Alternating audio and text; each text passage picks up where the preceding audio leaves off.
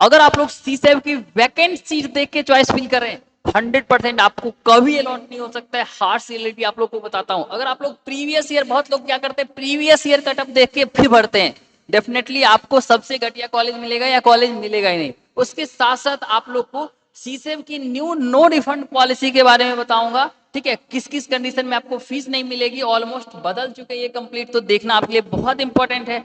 उसके अलावा आपकी 40,000 बहुत आसानी से वेस्ट हो सकती है, जो भी फी आप एडवांस में पे कर रहे हैं या आपने जोसा में भर रखा है, इसलिए कैसे उसको आप बचा सकते हो उसके रिगार्डिंग में बताएंगे।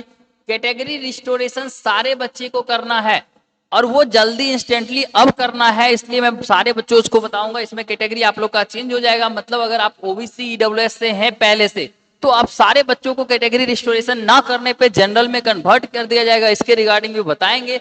उसके बाद किस किस बच्चों को सीसेब काउंसलिंग में अप्लाई करना चाहिए, उसकी क्या एक्सपेक्टेशंस है, इसके रिगार्डिंग भी डिस्कस करेंगे। सो इस वीडियोज को पूरा ध्यान से देखिए। अगर आप लोग इस वीडियोज को स्किप कर देते हो, इन दैट केस क्या होगा, आपको एक कंप्लीट क्लैरिटी नहीं होगा सारी प्रोसीजर सीसेब की, जिससे क्या होगा, आपकी सीट्स कैंसिल हो सकती है बहुत आसानी से। सो दैट अगर आप लोग को कुछ भी प्रॉब्लम्स होती है, पूरा ध्यान से देखिए, ये सारी कंफ्यूजन आपकी यहाँ पे क्लियर हो जाएगी। उसके बाद अगर कोई भी डाउट्स रहता है, कोई दिक्कत नहीं है। और एक्चुअल में कैसे चॉइस फिल करेंगे, तो इस रैंक तक 8,61,000, 11,07,000 तक भी चॉइस फिलिंग करने पे हमें कॉलेज मिल जाएगी।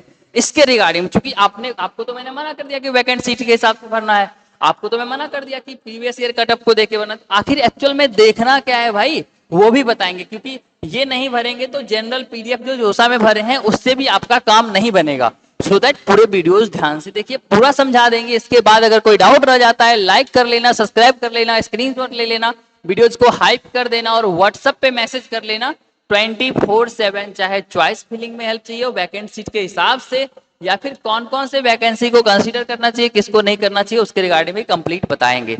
ठीक है, तो चलिए फाइनली हम लोग वीडियोज को स्टार्ट करते हैं। सबसे पहला हमारा पॉइंट क्या है, वैकेंट सीट के हिसाब से। ये पॉइंट्स मैंने पिछले वीडियो में भी थोड़ा बहुत बताया था, आप लोग को बता देता हूं। आप लोग अगर ये वैकेंसी देख के अगर भरते हो, ठीक है, या फिर आपको कोई काउंसलर ऐसा है जो बता रहा है कि चलो वैकेंसी ये वो स्टेट पार्टिकुलर, ये इसमें 0 सीट्स खाली है, इसमें 0 सीट्स खाली है, 0 0, तो इसको आप एक बहुत बड़ा मिस्टेक्स करो, जस्ट बिकॉज कि वो सीट्स को आप अब फिल नहीं करने वाले हो जो सीट्स में आपको 0 वैकेंसी दिख रहा है, और ये आपका एक बहुत बड़ा गलती होगा। तो भैया फिल कैसे किया जाए वो भी बताऊंगा कि किस किस कॉलेज को आपको फिल करना है। ठीक है, ध्यान से देखिए, समझिए, अपनी प्रेफरेंसेस को देखिए, उस हिसाब से इसको प्रिडिक्ट कर सकते हैं। जैसे कि यहाँ पे मान लेते हैं हाई हाई एनआईटीज है, लो एनआईटीज है। पिछले वीडियोज में बताया था लेकिन इतने डिटेलिंग में नहीं बताया था, अभी बहुत अच्छे से आप लोग को समझा देंगे, जिससे आप लोग को समझ में आ जाएगा, जिससे आप लोग खुद से भी कर पाएंगे। तो ये जो लो वाली एनआईटीज है, इसमें आपको वैकेंट सीट 0 दिख रहा है। तो एक बच्चा क्या करेगा, जो सोचेगा वैकेंसी आने का वेट किया बच्चा इतना ज्यादा, वैकेंसी में देख लिया अब यहाँ कोई सीट्स नहीं है, वो छोड़ देगा, स्किप कर देगा कि भाई सीट्स ही नहीं है। बट आप लोग को हमेशा ही ये दिखना है कि हायर प्रायोरिटी वाले कॉलेज में खाली है या नहीं है। मतलब अगर हमें एनआईटी पटना मिला है तो जमशेदपुर में खाली है या नहीं है। अगर हमें वारंगल राउरकेला मिला है तो तिरछी में खाली है कि नहीं खाली है। एक्चुअल में ये डिपेंड करता है, क्योंकि आपको तो पार्टिकुलरली आपको सॉरी मिला है नहीं। अगर 0 खाली है नीचे वाले में तो sorry, I am just correcting my points. ठीक है, तो इन दैट केस क्या होगा, आप वो अगर ऊपर वाली सीट्स है तो वो आप रिजर्व नहीं करते हो, लेकिन वो बच्चा तो ऑलरेडी रिजर्व करा है जिसको एक सीट्स मिल चुकी है। ठीक है, दैट्स द रीजन बिहाइंड, जब भी ऊपर वाले सीट्स प्रेफरेंसेस में सीट्स खाली आपको दिखेगा तो आपको लोअर वाले कॉलेजेस जिसमें 0 वैकेंसी भी है उसको सबसे ज्यादा टारगेट करना है। अब क्या होगा, ये जब एक सीट यहाँ पे खाली था, यहाँ वाला बच्चा का प्रेफरेंसेज ये होगा, और इन दैट केस ये वाला सीट खाली होगा। आप लोग अगर इसको सूडो वैकेंट सीट के कॉन्सेप्ट ऑफ सूडो वैकेंसी बोलते हैं, अगर आप इसको यूज कर लेते हो तब आपका गारंटेड हो जाता है कि सीट्स मिल जाएगा। लेकिन आप डायरेक्ट देख रहे हो कुछ भी नहीं मिला है, बहुत खराब सीट मिला है, एनआईटी तिरछी में सीएस खाली है, चलो भर देते हैं, बर्बाद हो जाओगे। दैट्स द रीजन बिहाइंड, आपको एक परफेक्ट चॉइस फिलिंग करनी चाहिए। तो आपको कंसीडर क्या करना है, दूसरा चीज, प्रीवियस ईयर देख के अगर भर रहे हो तो ये बिल्कुल गलत कर रहे हो, और प्रीवियस ईयर में अगर वो मिला है तो मिल ही जाएगा, उसका भी कोई गारंटेड नहीं होता है। ठीक है, इसके लिए कैसे फैक्टर्स देखें, सबसे पहले आप राउंड 1 को कंपेयर करेंगे, राउंड 2 को कंपेयर करेंगे, राउंड 3 को कंपेयर करेंगे, मल्टीपल राउंड को कंपेयर करके उसमें जो रैंक डिफरेंसेज है उसका एक मीन कैलकुलेट करेंगे, जिससे कि आपको सबसे एक्यूरेट डेटा मिलेगा। नॉट ओनली दैट, इस मीन को कैलकुलेट करने के बाद आपको 2021 से लेके 2024 तक सारे डेटा को कैलकुलेट करना है, उसका भी एक मीन लेना है। अब जो रैंक जाएगा वो रैंक एक्यूरेट होगा। जस्ट बिकॉज कि हर साल जो है एक पार्टिकुलर रेशियो में रैंक का वेरिएशंस होता है, तो आपको डायरेक्टली अगर आप देख लेते हो कि पिछले साल मिला है तो इस साल भी मिल जाएगा, तो ये आपका बहुत बड़ा गलती होगा। उसके अलावा रिफंड पॉलिसी की बात कर लेते हैं तो आपको बहुत सिंपल वर्ड में समझाते हैं कि जो आपको बिल्कुल भी रिफंड नहीं मिलेगी अगर आपने कोई भी कॉलेज रिजर्व कर लिया।